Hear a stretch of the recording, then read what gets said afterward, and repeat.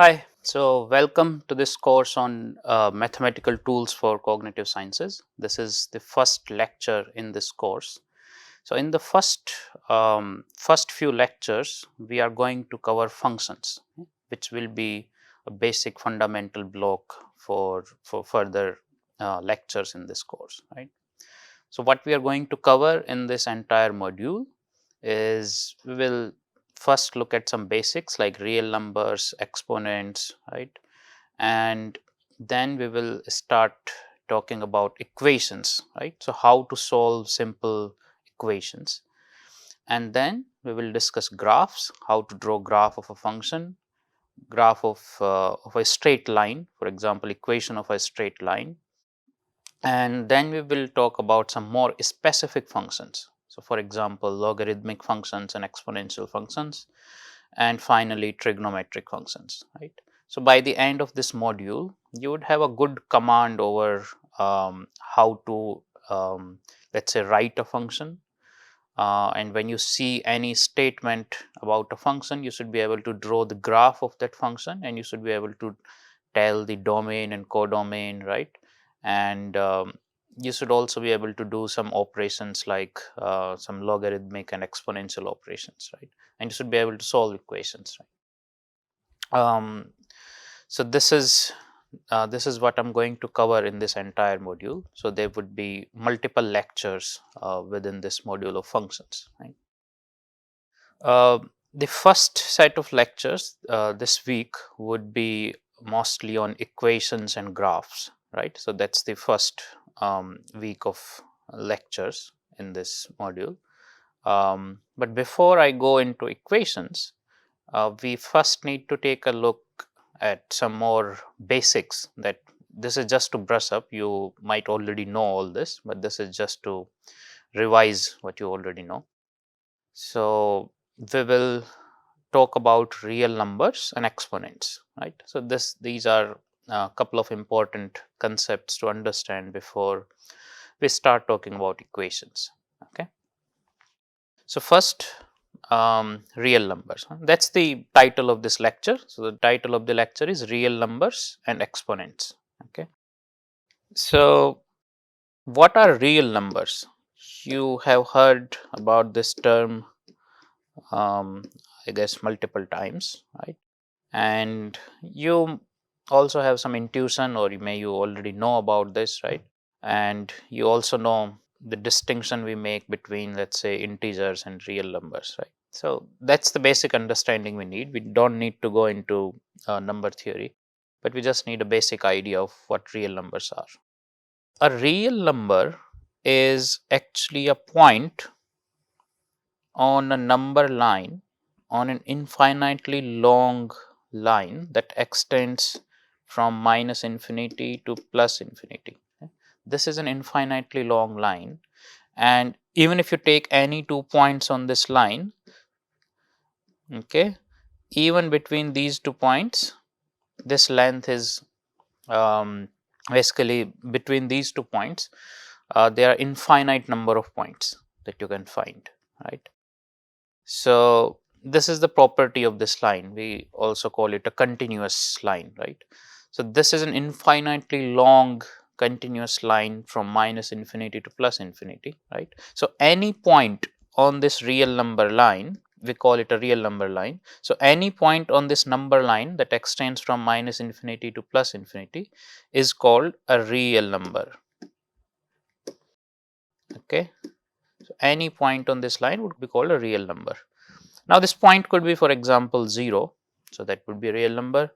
This point could be, for example, minus 20.2345. Well, that's also a real number, right? This point could be, let's say, minus 573. That's also a real number. This point could be, for example, 4 by 3. Well, that's also a real number, right? So all these numbers are real numbers actually. So any point on this real number line, and on this line extending from minus infinity to plus infinity, would be a real number. Okay. Now there is a physical interpretation as well that can help you intuitively understand how to think about a real number. So let's say there are 2 points in space. Anywhere in space you have 2 points, right? Okay. So the distance, shortest distance between these 2 points, okay, would be the value of a real number. So, and if you take directionality, then you can get the negative numbers as well. Okay. So why does this interpretation helps? So we are saying that the distance between 2 points in a space, okay, it's a real number. Okay. So this interpretation helps because the distance between 2 points could be any value. It's not necessary that it would be, let's say we are measuring it in terms of inches or feet, right? Let's say we are measuring it in inches, right? So it is not necessary, it would be just like 3 inches or 4 inches or 5 inches. This value could be even like this 3.3333333 like this, right? And that's fine, that's a real number, right? So if we think about, let's say take any 2 points in space, okay, what are all possible values that this distance between 2 points can take, okay, that set of all possible values would be a real number, right, would be real numbers, would be set of real numbers, right. And if we also include the directionality, if we want to compute the distance from A to B, that is directionally. So if let's say B is higher than A, then value is positive. If B is lesser than A, then value is negative. So like that, then it would cover all real numbers from minus infinity to plus infinity. Okay. So the point is that the distance between 2 points could be anything. Okay. So it can include the possibility of all real numbers. How? So for example, let's say take one point here and one point at far in space where even light cannot reach. Okay, so that distance is theoretically infinite, right? So that way, the distance between 2 points in space, that's a good way to um, understand real numbers. So all possible distances between 2 points in space would be the set of real numbers. Okay. This is these are all real numbers basically, right. So one thing you can notice here is that there are different types of numbers here. So one is of this type, you have these fractions 4 by 3, 2 by 3, 7 by 3, these are all real numbers. Another type of numbers are this, like 0, 1, 3, 4, 5, right, which do not require a fraction, these are also real numbers. One type of numbers are these, like where you have these decimals, these are also real numbers, right. So there are different types of real numbers and we also make some distinctions between them, right. So for example, all these numbers without fractions, you can call them real numbers, okay, but all real numbers are not like this, okay, because some of the real numbers can have decimals or fractions, right? Not some but a lot actually, okay. So these are different types of real numbers. Okay, so there are 3-4 types of real numbers.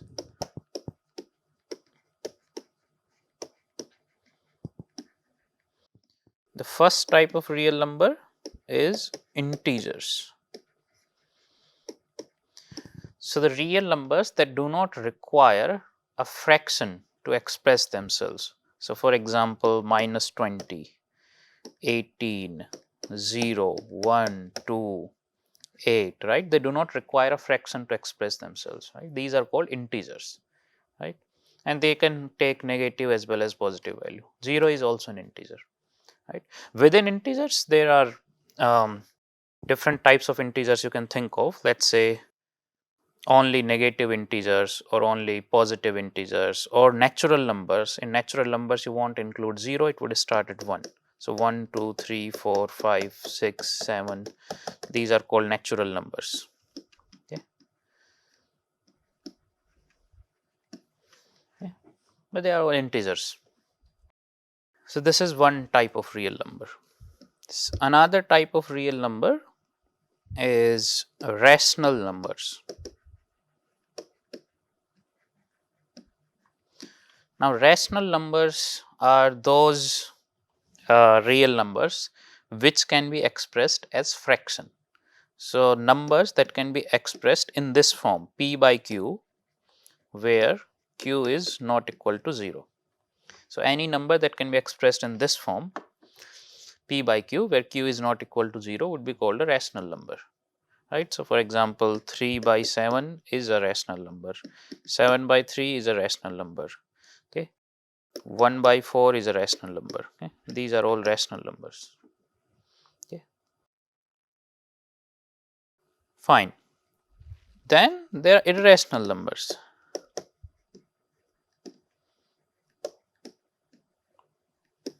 Okay. Now, irrational numbers are different from rational numbers in the sense that um, these real numbers, if you express them, for example, in terms of decimals, so let's say a square root of 2, okay, so it would have values something like 1.4121, and then these decimals, the decimal places are actually never ending, okay. So, you cannot actually find a solution where you have finite number of decimals, right. So, this is basically irrational number can be said to have numbers with non-finite, non-recurring decimals, right. Those are called irrational numbers. For example, root 2 is an irrational number, okay. So, if you solve root 2, you will keep on getting decimal points and they are like never ending. Similarly, you can think of pi. Pi is another number that would have value like this, 3.142, where it keeps on going on, right. It never ends, right. So, what happens because of these non-finite, non-recurring decimal points, that you cannot express them in this form p by q, right. So, that is why they are called irrational numbers, but these are real numbers because they exist somewhere on that real number line, and you can imagine how. So, for example, pi, it is, so let's say this is your real number line, you have 3 here and you have 4 here. So, you know that pi exists somewhere here, it is greater than 3, okay. So, it exists somewhere here, you cannot exactly pinpoint what is that precisely the value, but it does exist on this real number line, and you also know it exists between 3 and 4, right, even 3 and 3.2, right. So, all the irrational numbers are also real numbers, okay. So, these are different types of real numbers, okay. So, real numbers are actually one kind of numbers in mathematics, there are also another, and that is why we this name of real numbers, because we make a contrast with another kind of numbers called imaginary numbers. So, let us say this was your real number line extending from minus infinity to plus infinity, here you have 0. So, numbers in between, so any point on this real number line is a real number, right. Okay, so this is called a real number line, okay.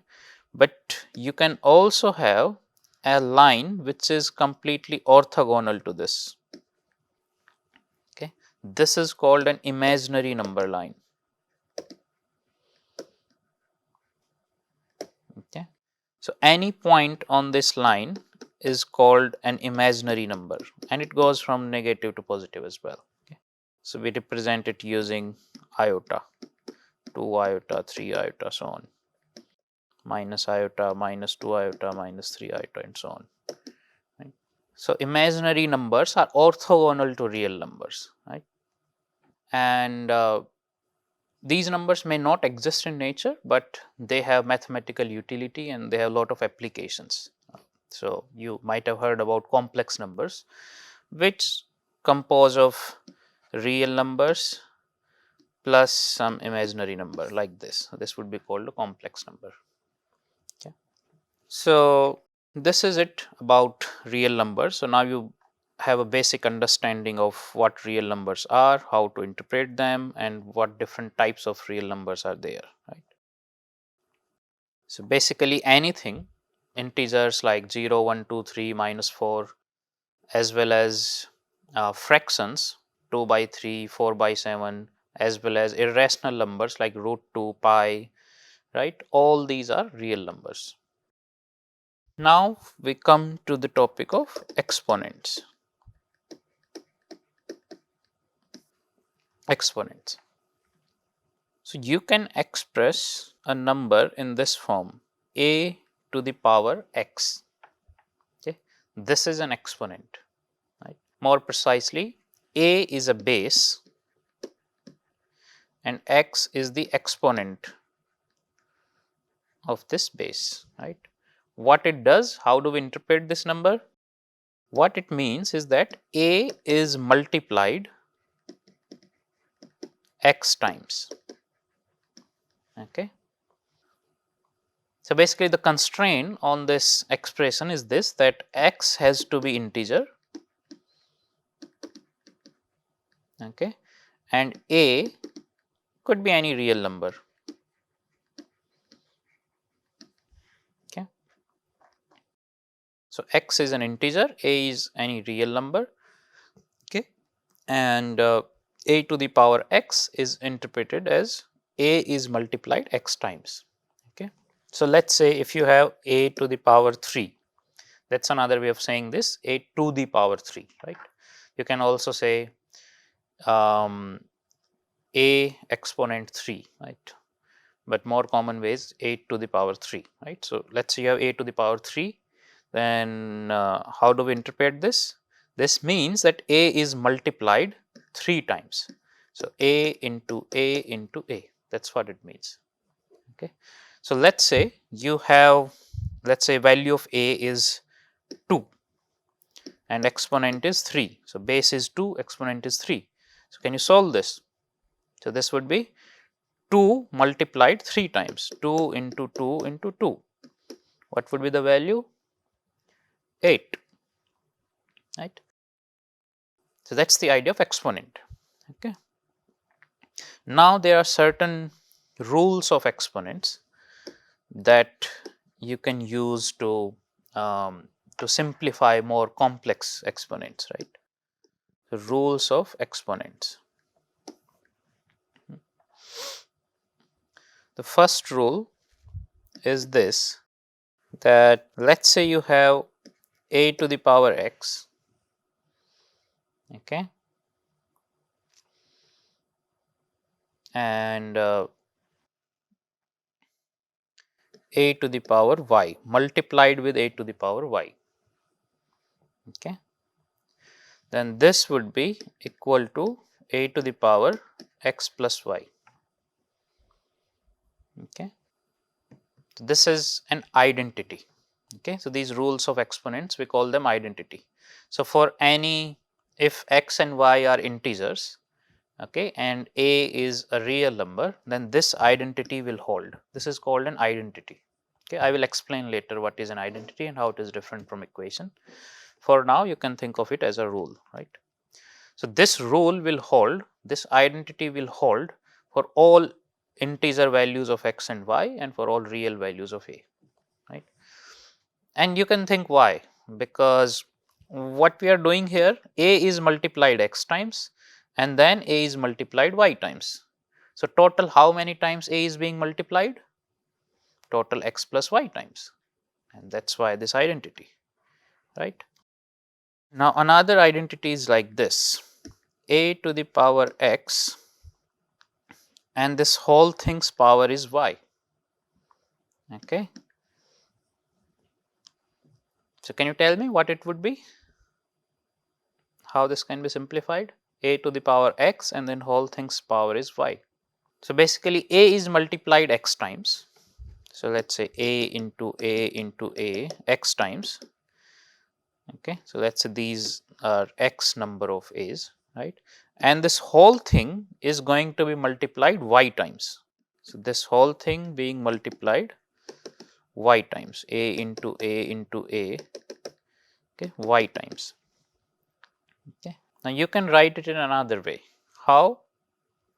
What you can say is that, well, what if, because all these number of a's in each of these brackets, right, this number is same, basically it's x, right.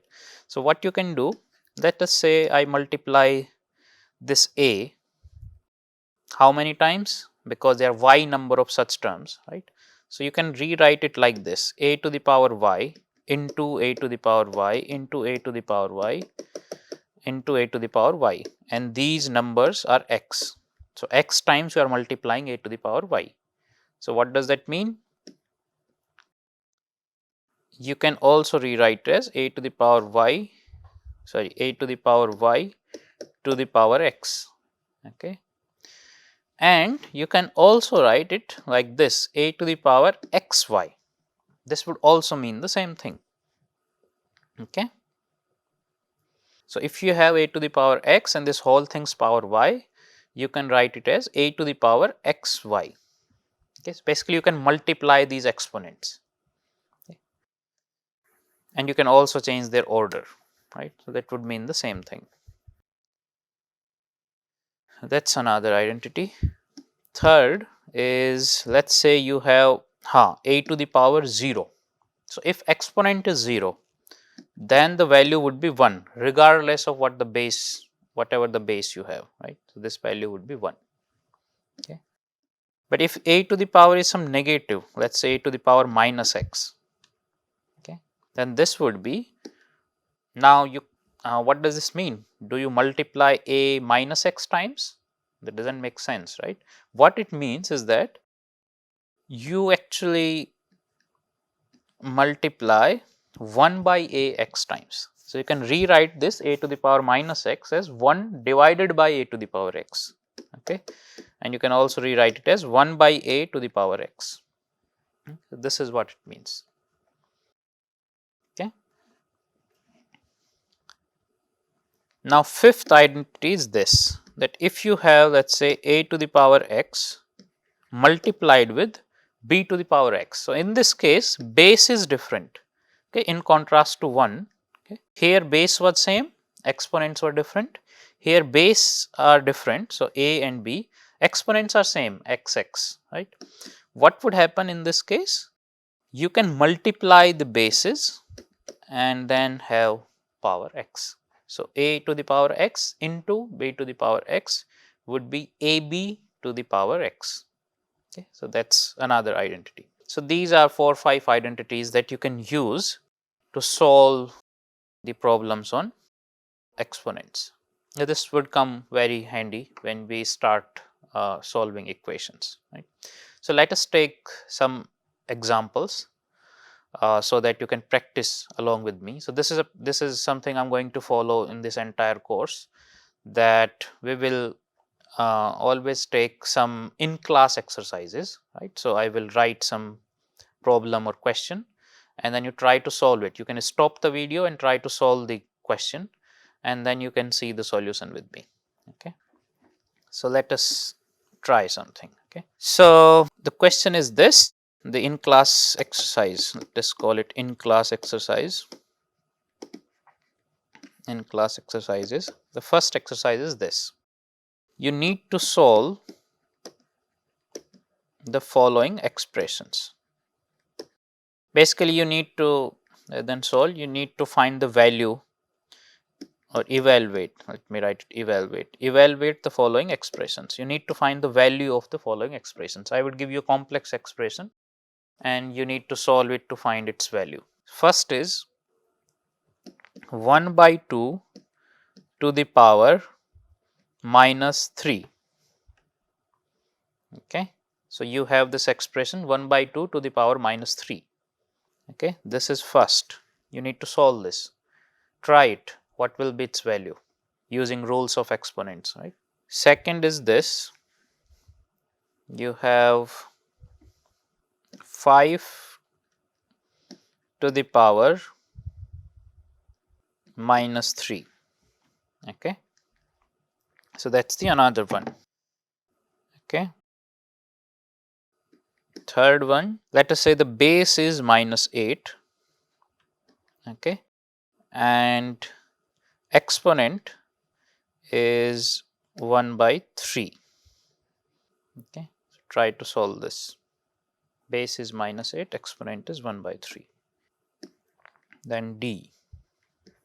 Let's say the base is, so we can try to solve some identity. So let's say it is 4 to the power 3 and 4 to the power -1 multiplied, right?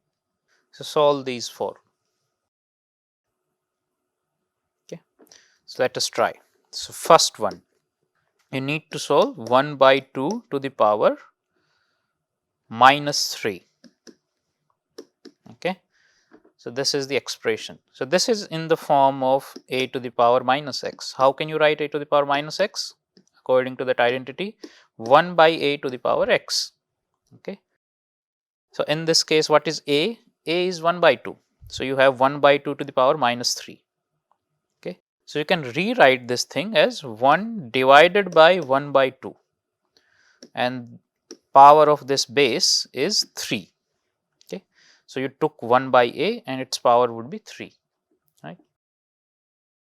Now here in this expression you have 1 divided by 1/2. Okay, so what does this mean? 1 divided by 1/2. So whenever you have something like this, so let's say p by q divided by r by s, whenever you have an expression like this, you can rewrite it like this, that this denominator of the lower term would go up. So you can write p into s, and this denominator of upper term would come down. So q into r. So this is how you can rewrite it. So basically this denominator would go up, this numerator would remain here, and this denominator would come down like this. So numerator remains at its place, the denominator changes its side basically. So in this case 2 would go up, so you can write it like this, 1 into 2 divided by 1 to the power 3. So basically what you would have, 2 to the power 3, that would be 8. Okay. So this answer for the first part A is 8. What would be B? B is 5 to the power -3. 5 to the power -3. So according to this identity, we can write it as 1 by 5 to the power 3. Now we just need to multiply 1 by 5 3 times. So 1 by 5 into 1 by 5 into 1 by 5. So that would be 1 divided by 125. C. So in part C, you have -8 to the power 1 by 3.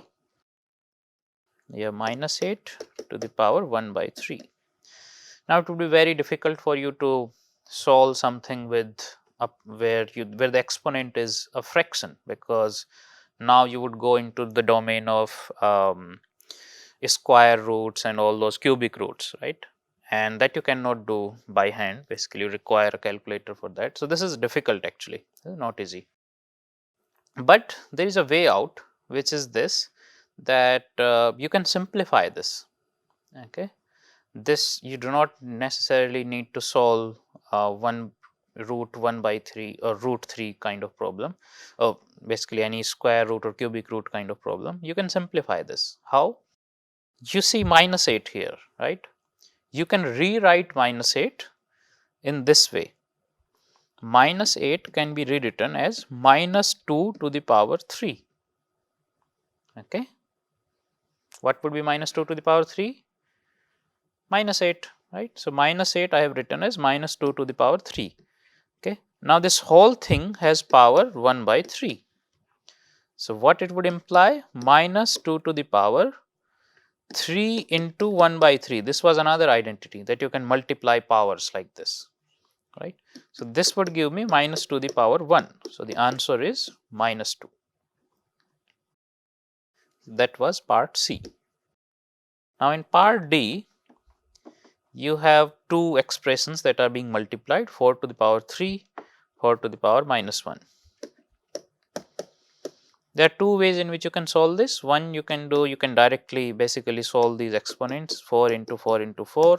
Here you have 4 to the power -1. So you can write 1 by 4 to the power 1. So basically this 4 will cancel this out. This would be 16. Okay. There is another way, 4 to the power 3 into 4 to the power minus 1, you can apply the identity, which was a to the power x into a to the power y would be a to the power x plus y. Okay. So, 4 to the power 3 plus minus 1. So, this would be 4 to the power 3 minus 1, 2. So, it would be 16. Okay. So, that is the solution of the fourth problem. Okay. So, this is how you can solve these exponents, right. So, this concludes our first lecture on real numbers and exponents. In the next lecture, I will introduce equations. Okay. All right. Thank you very much.